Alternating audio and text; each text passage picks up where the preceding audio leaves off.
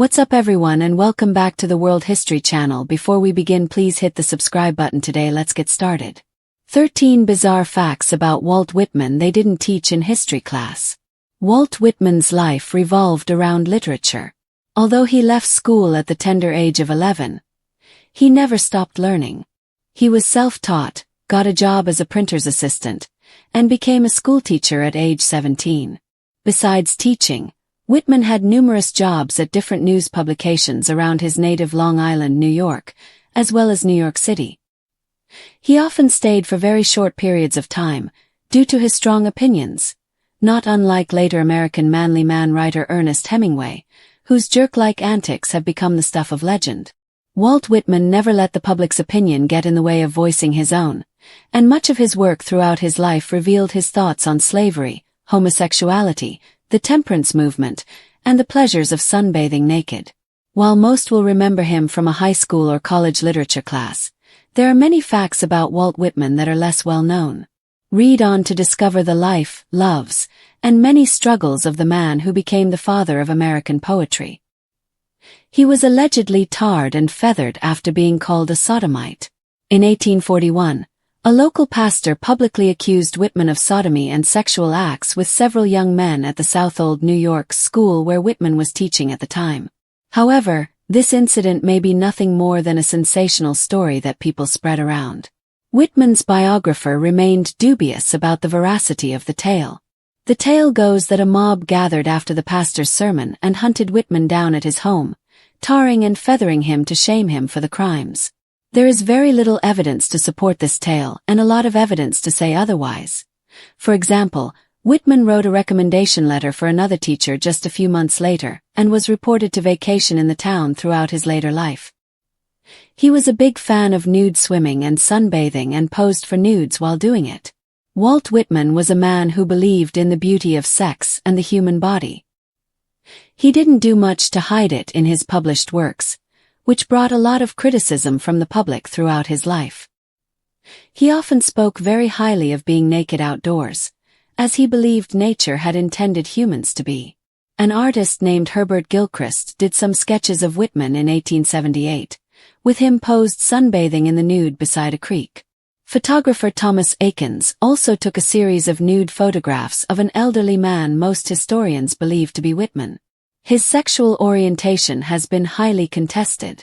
Whitman's sexuality has been a source of debate ever since Leaves of Grass was published in 1855. He never married but claims to have had numerous sweethearts throughout his life. Much of his work, including his early poetry, is plainly sexual and refers to male interactions and relationships.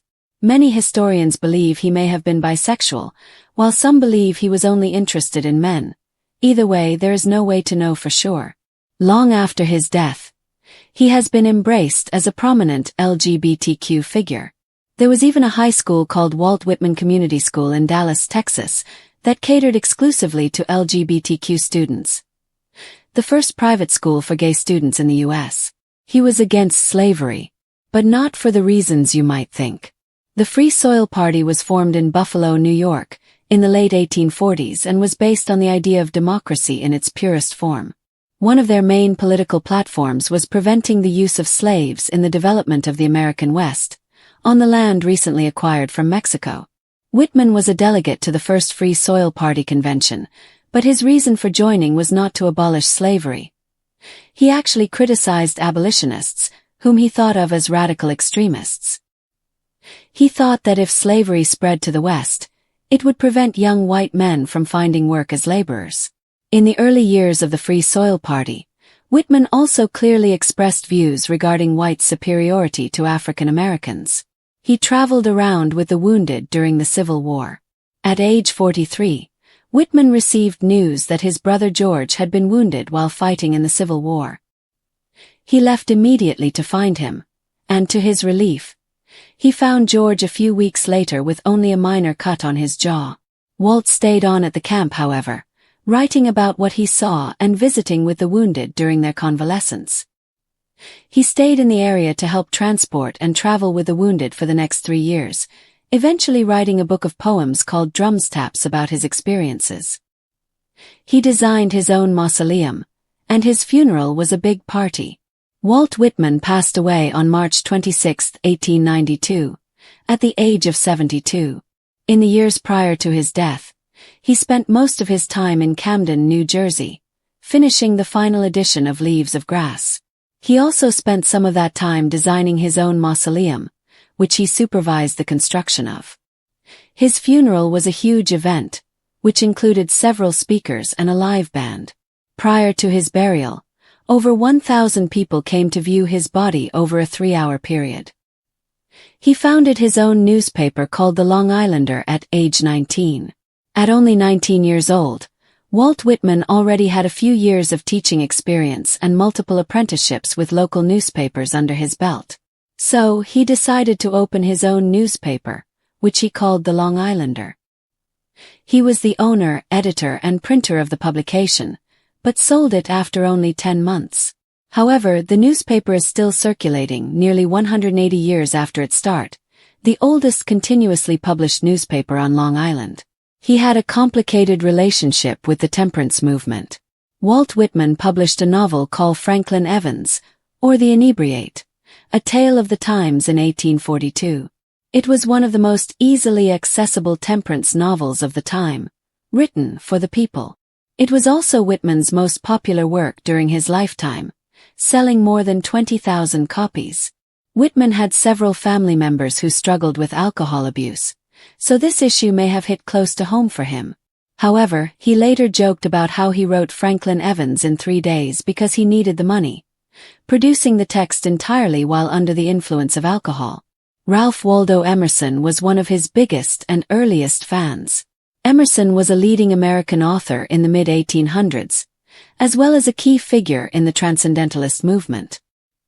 He was a philosopher, poet, and journalist, publishing essays such as Nature, Self-Reliance, and The American Scholar. When Walt Whitman first published Leaves of Grass, Emerson was one of his biggest fans. He wrote Whitman a letter with very high praise, describing it as the most extraordinary piece of wit and wisdom that America has yet contributed. However, Whitman, never afraid to self-promote, used the praise from a private correspondence as a promotional blurb, and Emerson wasn't too happy about it. He accepted all religions but believed in none. Walt Whitman was very creative in his use of spirituality, as is visible in his poetry. He pulls his influences from several religious traditions and then melds them into his own brand of spiritual thought. He takes a lot of his inspiration from Christianity, which can be seen in his poem Song of Myself, in which he mentions how human beings are formed from soil and air, much like the creation of Adam in the Bible. He also seemed to be creating his own new way of spiritual thinking, where he could accept both the faithful and the unholy together and lead America onto a new path to salvation. Divine am I inside and out, and I make holy whatever I touch or am touched from. The scent of these armpits is aroma finer than prayer. This head is more than churches or Bibles or creeds. Emerson thought Leaves of Grass was worth reading, but many people found it obscene. Whitman published the first edition of Leaves of Grass in 1855 on his own, printing only 795 copies. The book caught the eye of fellow writer Ralph Waldo Emerson right from the beginning, but the general public was less enthusiastic about the book. It was actually written off as being too obscene. Some poems refer to what appeared to be sexual encounters between men, such as the Calamus series. Others, like the Children of Adam series, are also erotic but heterosexual. Either way, it was a bit too much for people to openly embrace at the time, and it didn't become truly popular until around the 4th edition. He worked as a clerk in the Bureau of Indian Affairs, until he was fired for writing Leaves of Grass. In 1862, Whitman found himself in Washington, D.C., with a job as a clerk in the paymaster's office. He wasn't satisfied with that, however, and used his influential friends to get himself a better job.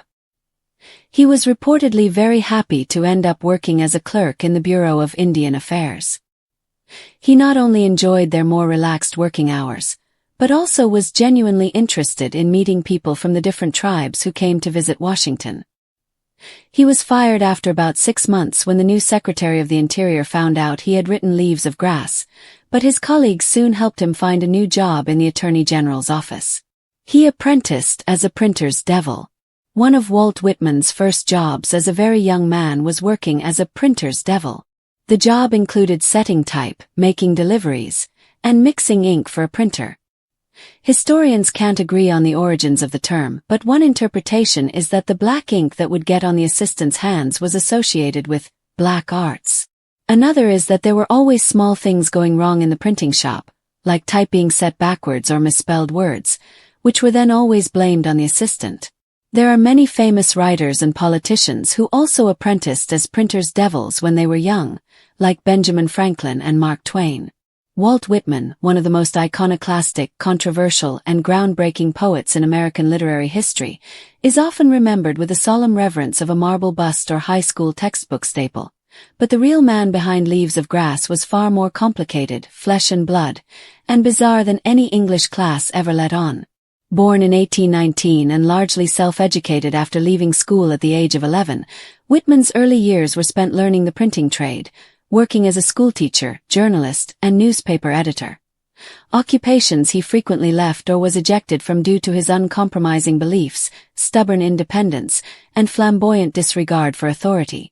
A political firebrand, poet, mystic, and scandal magnate, Whitman was as much at home among the wounded and dying on Civil War battlefields as he was sunbathing in the nude by a remote stream in New Jersey, a dichotomy which captures the full Whitman-esque weirdness better than anything else. Perhaps the strangest tale, though debated among scholars, concerns an alleged incident in 1841 in Southold, New York, where Whitman was accused of sodomy by a fire and brimstone pastor, supposedly leading to a mob tarring and feathering him in vigilante outrage. Though his biographer was skeptical, and there's a lack of direct evidence, especially since Whitman continued to return to the town and even wrote a letter of recommendation for a fellow teacher soon afterward, the story continues to haunt his legend. And Whitman didn't exactly shy away from the sensual or scandalous. He seemed to court it.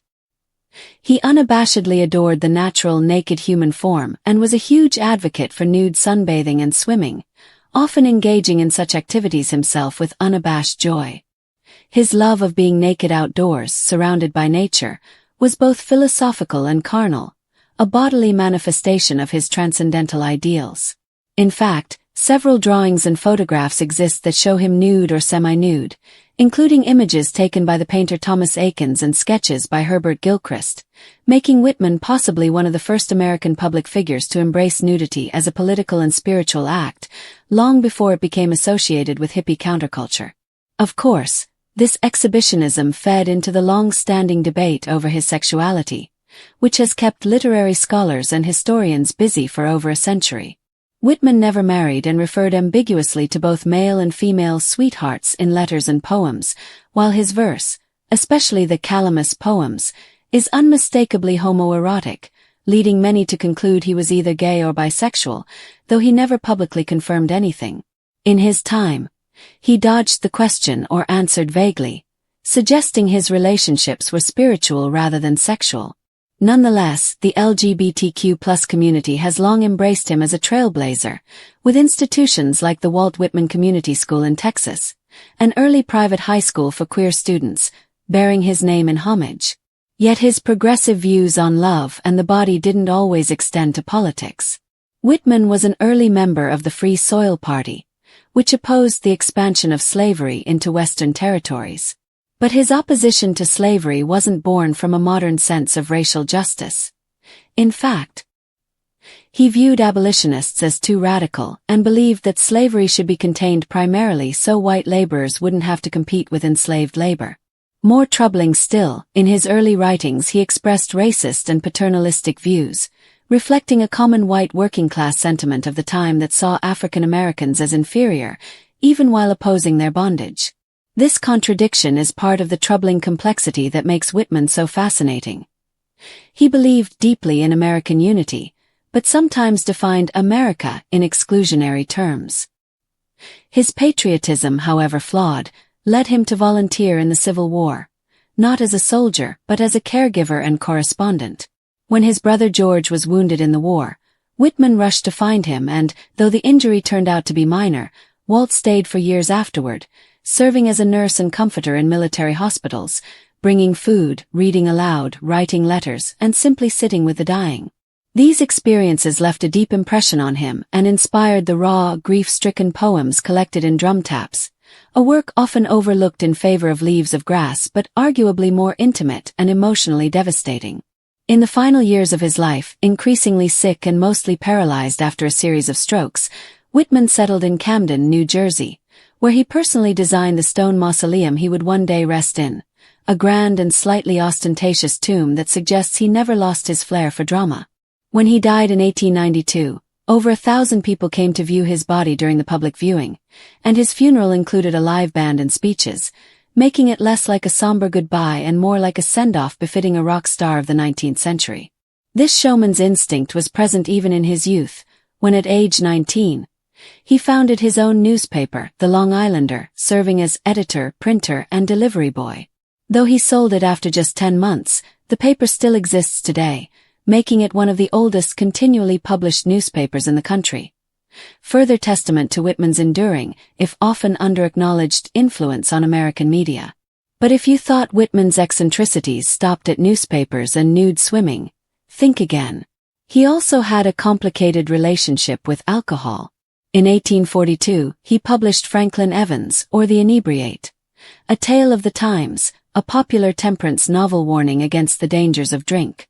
It was his best-selling book during his lifetime, selling over 20,000 copies. Yet Whitman later admitted he wrote it in a drunken haze over 3 days to pay the rent and didn't think much of its literary value. This irony, that Whitman wrote a morality tale about sobriety while drunk, perfectly encapsulates his relationship with norms and hypocrisies. He was willing to use moralistic platforms when convenient, but never hesitated to poke fun at them, even at his own expense. Perhaps that's why someone like Ralph Waldo Emerson, the great American transcendentalist and moral philosopher, admired Whitman's courage and originality.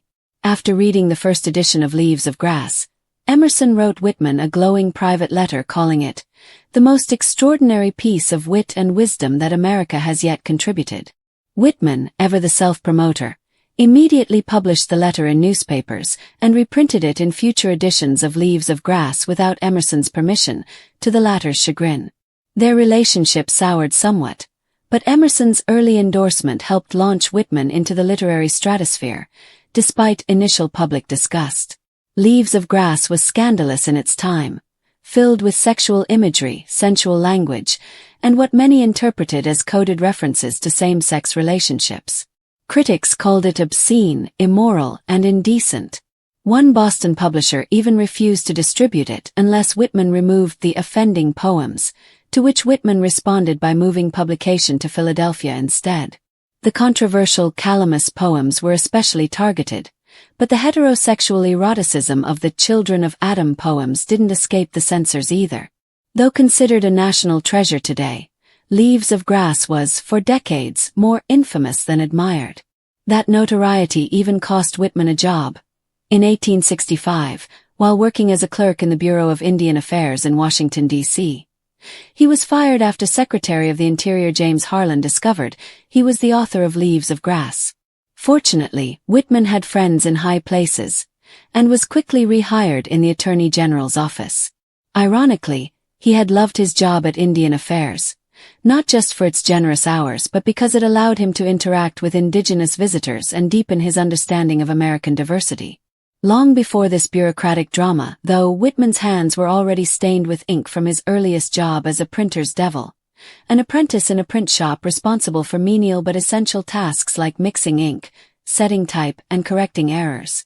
The term's origin is debated, with some suggesting it came from the apprentice's constant misfortunes, like spilling ink or accidentally printing words backward, earning them the blame for everything and thus likening them to mischievous demons. Regardless, it's a fitting start for a man who would go on to delight in chaos, upheaval, and turning American poetry upside down. It was in the ink-scented backrooms of 19th-century newspapers that Whitman absorbed not just the mechanics of print but the pulse of the American public, its fears, desires, hypocrisies, and dreams, and poured them into verse that celebrated the body, decried war, mourned death, exulted in sexual ecstasy, and embraced all religions while belonging to none. Indeed, Whitman's spiritual philosophy was as eclectic and heretical as the rest of his life. He took inspiration from Christianity but also drew on Eastern thought, paganism, and his own homespun mysticism to forge a unique spiritual identity.